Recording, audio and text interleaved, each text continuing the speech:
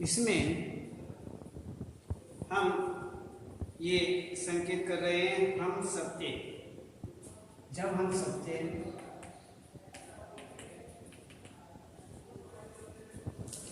आगे कहते हैं तक भटक सकते हैं।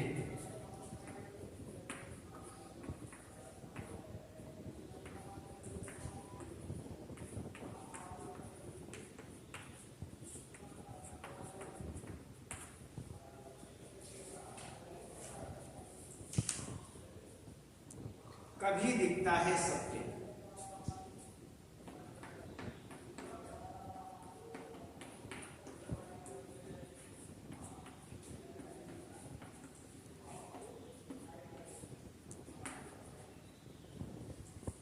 कभी दिखता है,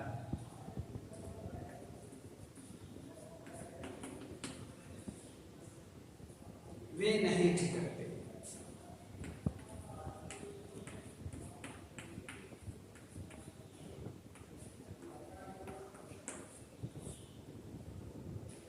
वे नहीं छिटकते। इसी ही प्रकार से यहाँ पर आपको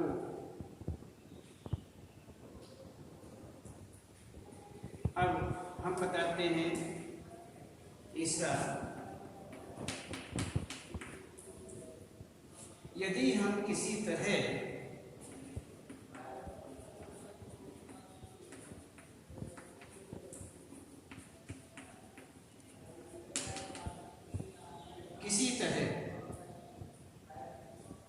और समा जाता है हम में।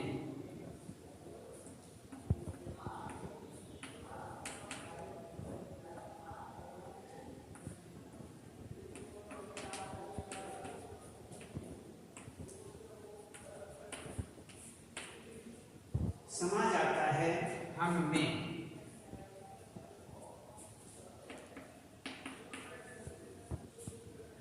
और जैसे समय वृक्ष के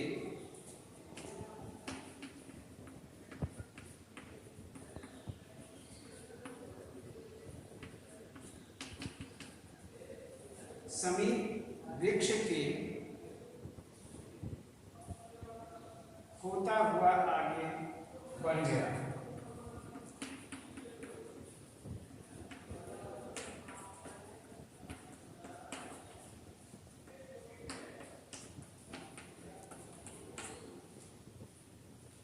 होता हुआ आगे बढ़ गया। इसमें यहाँ पर आपको हम ये संकेत, इसमें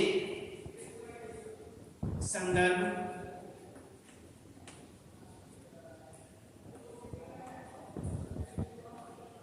प्रसंग,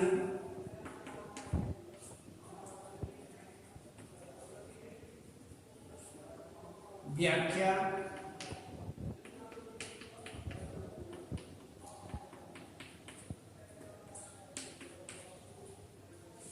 व्याख्या, विशेष,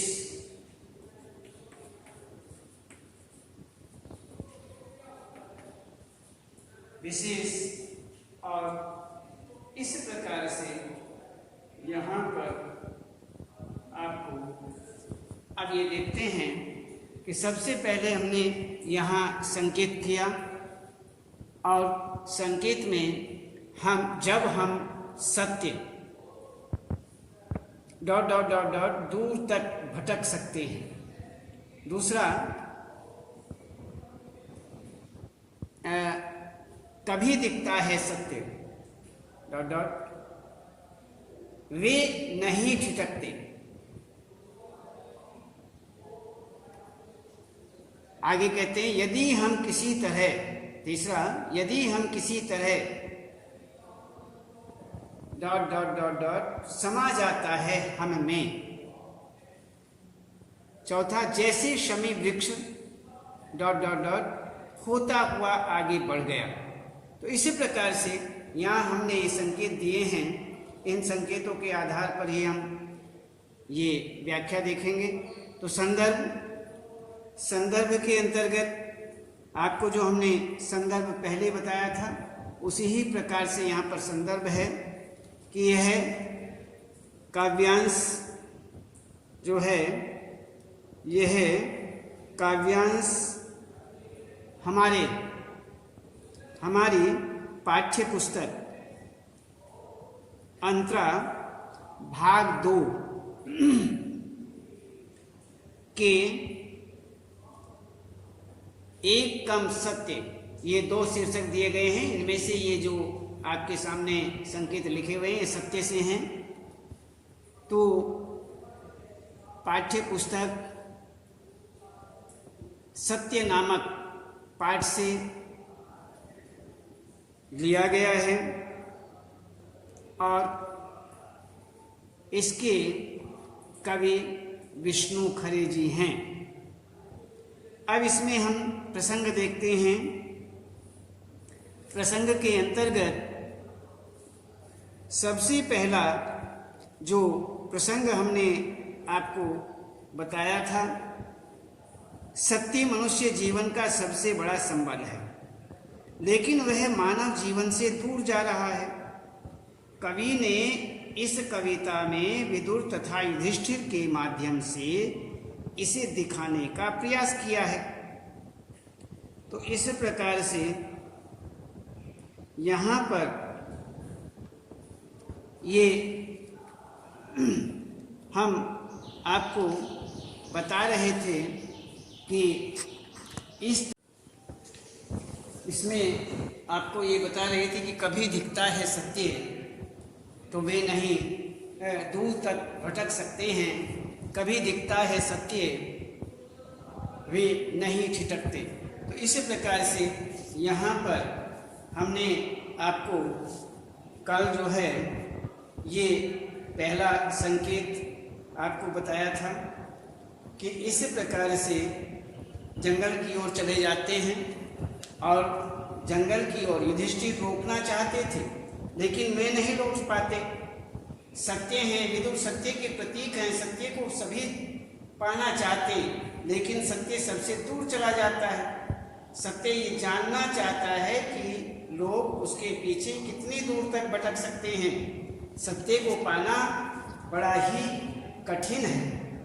तो यहाँ पर इसी प्रकार से कभी दिखता है सत्य नहीं ठिठकते, तो इसके विषय में भी यहाँ पर बताते हैं कि रुकना तो चाहते हैं। इसमें हमने आपको बताया कि रुकना तो चाहते हैं, दूर वह किसी को देखकर ठिठकना भी नहीं।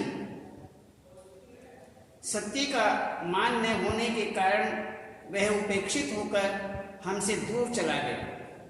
कभी कभी वह हमारे सामने आता है, वह दिखाई पड़ता है, किंतु कभी हमारी नजरों से दूर चला जाता है। सत्य का दूर चले जाना मानवता के हित में नहीं है, ये मानवता के हित में नहीं माना जाता। तो इसमें ये बताया गया है कि यहाँ पर ये मानवता के हित में नहीं है। यदि ये मानवता के हित में होता तो ऐसा नहीं होता। तो सत्य का मान न होने के कारण वह उपेक्षित होकर के ऐसी स्थिति पैदा करता है। तो यहाँ पर कभी हमारी नजरों से चला जाता है। सत्य का दूर चले जाना मानवता के प्रति अच्छा नहीं। सत्य असमंजस की स्थिति में है, वह मानवता से दूर भी नहीं जा पाता और उसके पास रह भी नहीं पाता है। न वह दूर जा सकता है, न उसके नज़दीक रह सकता है। तो बार बार हमारे निष्ठावान होने का विश्वास दिलाने पर भी उसे विश्वास नहीं होता है। तो इस प्रकार से यहाँ पर हर प्रकार सत्य के स्वरूप को यहाँ पर परखा जाता है और इस प्रकार ये हर तरह से ये बताया गया है कि सत्य जो है। अब हम आपके सामने तीसरा बताते हैं। यदि हम किसी तरह डॉट समा जाता है हम में, यदि हम किसी तरह युधिष्ठिर जैसा संकल्प पा जाते हैं, युधिष्ठिर जैसा संकल्प पा जाते हैं, तो एक दिन पता नहीं क्या सोचकर रुक ही जाता है सत्य, लेकिन पलटकर सिर्फ खड़ा ही रहता है वह दृढ़ निश्चयी। अपनी कहीं और देखती दृष्टि से हमारी आंखों में देखता हुआ अंतिम बार देखता सा लगता है वह हमें, और उसमें से उसी ही का हल्का सा प्रकाश जैसा आकार समा जाता है हम में। इस प्रकार से यहाँ पर संदर्भ हम आपको बता चुके हैं। प्रसंग इसमें देखते हैं। पहला प्रसंग आपके सामने, जो दूसरा संकेत आपके सामने था, वर्तमान युग में सत्य पलायन कर रहा है। हर जगह असत्य ही दिखलाई दे रहा है, हर जगह असत्य का ही बोलबाला है। तो इस तरह से तो यहाँ पर ये आपको हम बता रहे थे कि सत्य का पालन करना कठिन हो गया। कवि ने इस कविता में विदुर तथा युधिष्ठिर के माध्यम से इसे दिखाने का प्रयास किया है। अब यहाँ पर जो तीसरा संकेत आपके सामने है, इसमें प्रसंग क्या है?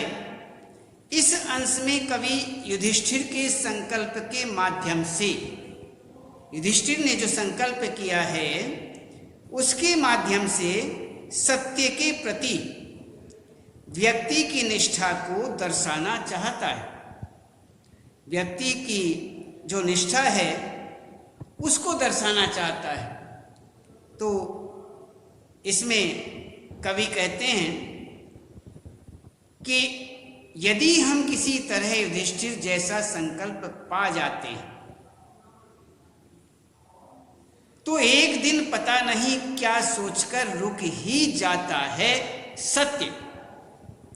कहते हैं कि कवि कहता है कि सत्य को प्राप्त करने अथवा खोज करने के लिए व्यक्ति में युधिष्ठिर जैसी संकल्प शक्ति होनी चाहिए। जिस प्रकार से युधिष्ठिर में संकल्प शक्ति है, उसी ही प्रकार से कवि कहते हैं कि सत्य को प्राप्त करने अथवा खोज करने के लिए व्यक्ति के अंदर युधिष्ठिर जैसी संकल्प शक्ति होनी चाहिए। सत्य को पाना बहुत कठिन है, अत्यंत कठिन है। वह कभी किसी को दिखाई नहीं पड़ता, वह किसी को दिखाई नहीं पड़ता है। कभी दिखाई भी पड़ता है या कभी दिखाई भी पड़ता है तो आंखों से ओझल भी हो जाता है। सत्य तप के समान है। इसे युधिष्ठिर के जैसे युधिष्ठिर हैं, ऐसे युधिष्ठिर जैसे दृढ़ संकल्पों से पाया जा सकता है कि यदि हम किसी तरह युधिष्ठिर जैसा संकल्प पा जाते हैं तो एक दिन पता नहीं क्या सोचकर रुक ही जाता है सत्य, लेकिन पलट कर सिर्फ खड़ा ही रहता है वह दृढ़ निश्चयी।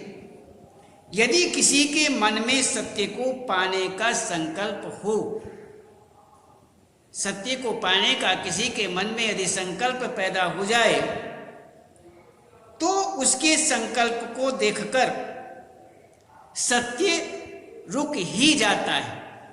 सत्य को रुकना पड़ता है, सत्य रुक जाता है। यह संभव है कि निरंतर सत्य की खोज में लगे हुए, जो लगातार सत्य की खोज में लगे रहते हैं, ऐसे व्यक्ति को सत्य के दर्शन हो जाएं, लेकिन वह दृढ़ निश्चयी सत्य जिसने सिर्फ संकल्पवान व्यक्ति को अपने दर्शन देने का दृढ़ता से निश्चय किया है, जो व्यक्ति दृढ़ता से संकल्प करता है, दृढ़ संकल्प करता है, सत्य को पाने का दृढ़ संकल्प करने वाले व्यक्ति को ही सत्य प्राप्त होता है। यहां पर कहते हैं जो सत्य है, सत्य की खोज में लगा हुआ जो व्यक्ति है, कहीं सत्य के दर्शन हो जाएं, लेकिन वह दृढ़ निश्चयी सत्य जिसने क्या निश्चय किया हुआ है कि जो संकल्पवान है, जिसने संकल्प किया हुआ है, ऐसा व्यक्ति जो है, उस व्यक्ति को अपने दर्शन देने का दृढ़ता से निश्चय किया है कि जो संकल्प किए हुए है, दृढ़ निश्चयी है, उसी को मैं अपने दर्शन दूंगा। सत्यावृत्ति के पास नहीं आता है, सिर्फ पलट कर खड़ा ही रहता है, पलट कर खड़ा रहता है। तो यहाँ पर लेकिन पलटकर सिर्फ खड़ा ही रहता है, वह दृढ़ निश्चयी अपनी कहीं और देखती दृष्टि से हमारी आंखों में देखता हुआ अंतिम बार देखता सा लगता है, वह हमें इस प्रकार से कहते हैं कि सत्य के स्वरूप को देखना संभव नहीं।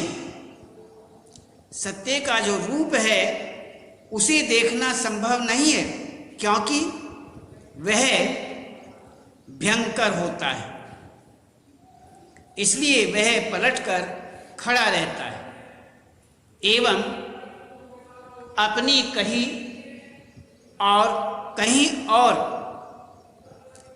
देखती हुई दृष्टि से वह सत्य के प्रति संकल्पित व्यक्ति की ओर देखता है।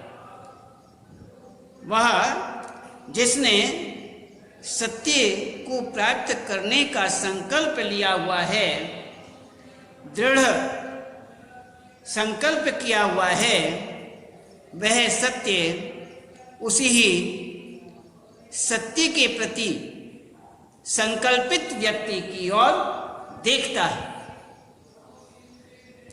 इसमें उसकी दृष्टि से ऐसा लगता है मानो वह अंतिम बार सत्य प्रति को देख रहा हो, अंतिम बार देख रहा हो, ऐसा प्रतीत होता है।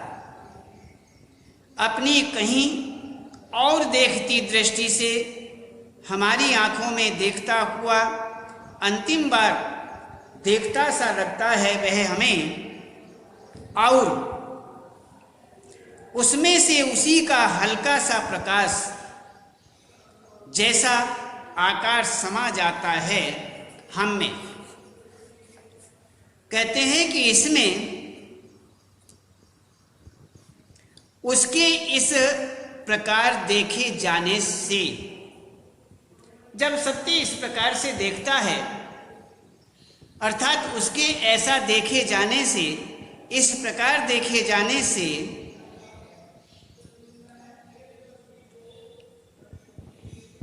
उसमें से देखे जाने से, उसके इस प्रकार देखे जाने से, उसमें से हल्का सा, किसमें से? सत्य में से, सत्य में से हल्का सा प्रकाश जैसा आकार व्यक्ति की आत्मा में समा जाता है।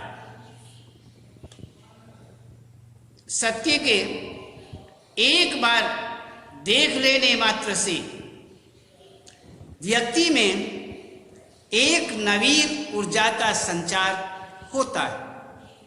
एक नवीन ऊर्जा आती है, उसका संचार होता है। तो इसी प्रकार से उसके इस प्रकार देखे जाने से उसमें से हल्का सा प्रकाश जैसा आकार व्यक्ति जो है उन व्यक्ति के हिसाब से आता है और वह हर प्रकार से उनसे ऐसा प्रतीत होता है मानो हल्का सा प्रकाश जैसा आकार व्यक्ति की आत्मा में समा जाता है। सत्य के एक बार देख लेने मात्र से व्यक्ति में एक नवीन ऊर्जा का संचार होता है। एक नवीन ऊर्जा का संचार यहाँ पर होता है, ऐसा माना जाता है।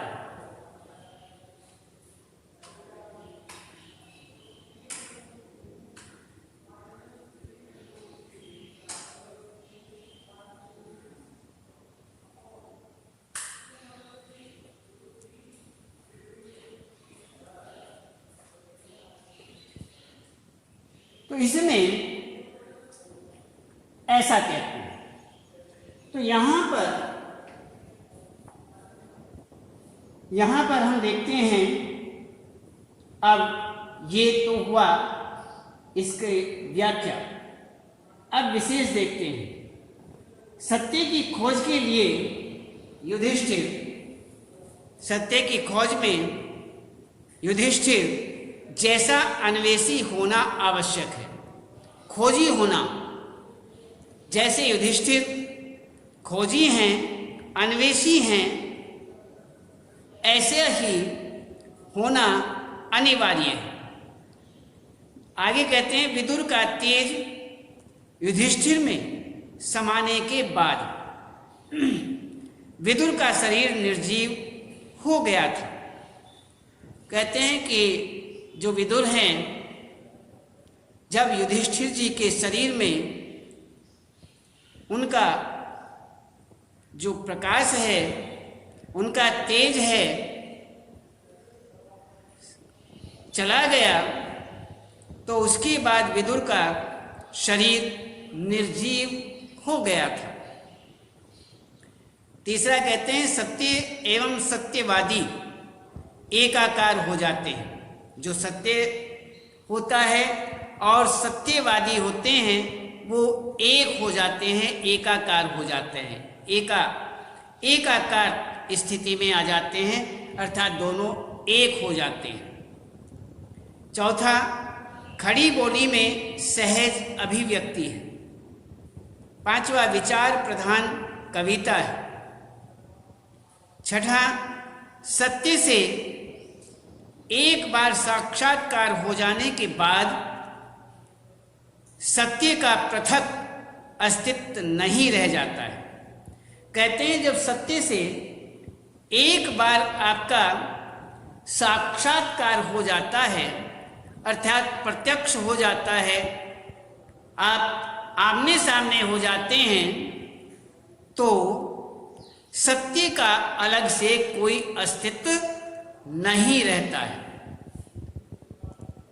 तो एकाकार होना अर्थात दूसरा अस्तित्व न रहना, एक ही हो जाना।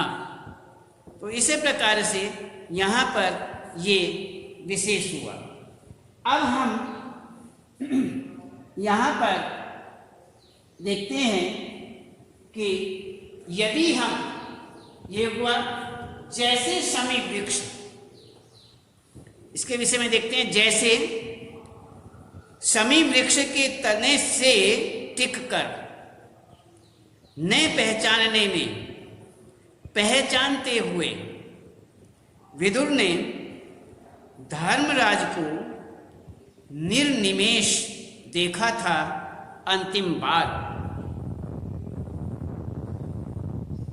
और उनमें से उनका आलोक धीरे धीरे आगे बढ़कर मिल गया था युधिष्ठिर में। सिर झुकाए निराश लौटते हैं हम कि सत्य अंत तक हमसे कुछ नहीं बोला। हाँ, हमने उसके आकार से निकलता वह प्रकाश पुंज देखा था।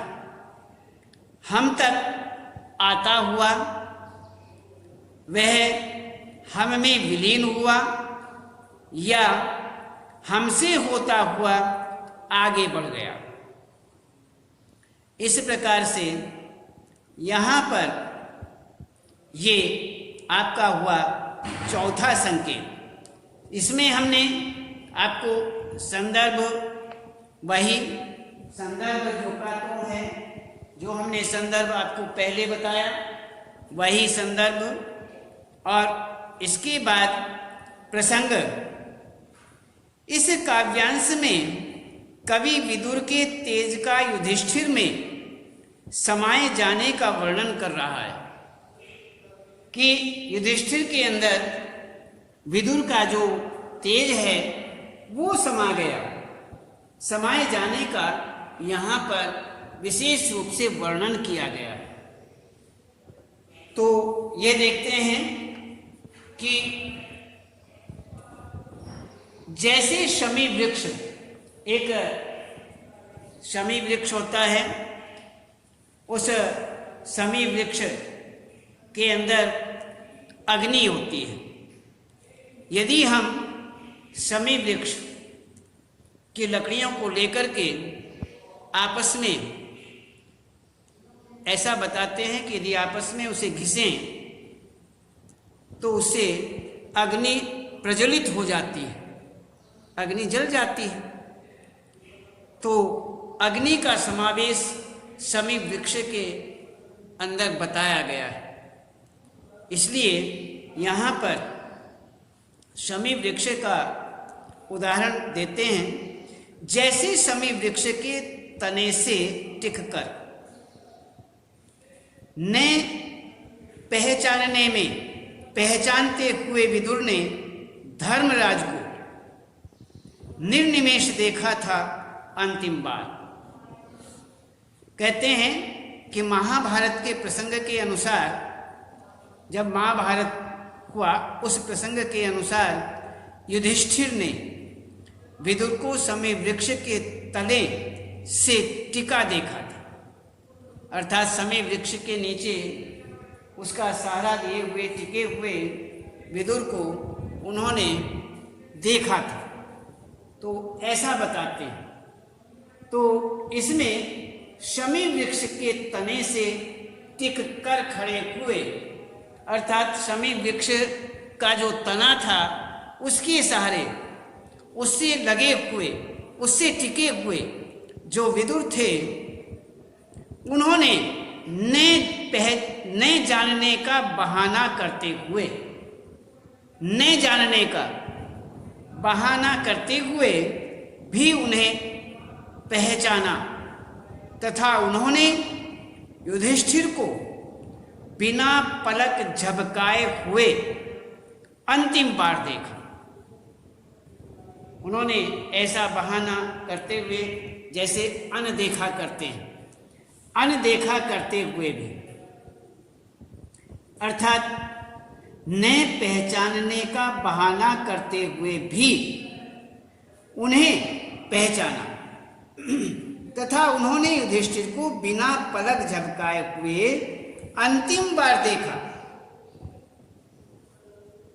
कि जैसे शमी वृक्ष के तने से टिककर न पहचानने में पहचानते हुए विदुर ने धर्मराज को निर्निमेष देखा था अंतिम बार। उन्होंने बिना पलक झपकाए, बिना पलक झपकाए, निर्निमेष, बिना पलक झपकाए, एक टक देखना, टकटकी लगा करके देखना, अर्थात बिना पलक झपकाए हुए किसी को लगातार देखते रहना, ये निर्निमेष कहा जाता है। तो इसमें वही हुआ कि उन्हें अंतिम बार देखा, उनकी दृष्टि से निकला हुआ प्रकाश धीरे धीरे आगे बढ़कर युधिष्ठिर में समा गया। विदुर से जो प्रकाश निकला और वह प्रकाश धीरे धीरे आगे बढ़ा, युधिष्ठिर की ओर बढ़ा और धीरे धीरे वह प्रकाश युधिष्ठिर की ओर बढ़ते हुए युधिष्ठिर में समा गया। उन्होंने युधिष्ठिर से कुछ बोला नहीं। सत्य का सामना अक्षण भर के लिए, सत्य का जो सामना है वो अक्षण भर के लिए करने के बाद भी सत्य हमसे कुछ बोलता नहीं है। उसका सामना हो जाता है, सत्य का सामना होता है, लेकिन वह कभी कुछ बोलता नहीं है, बस उसका सामना हो जाता है, बोलता नहीं है। तो इसी प्रकार से यहाँ पर ये हुआ। तो यहाँ तो इसमें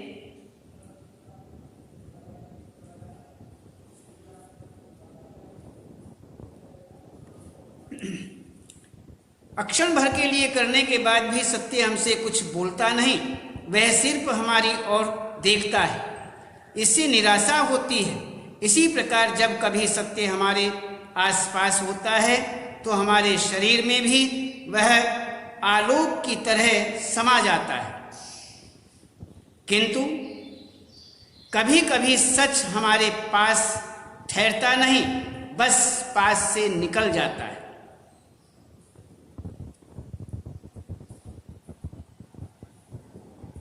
आज केवल इतना ही और हम इससे आगे कल बताएंगे।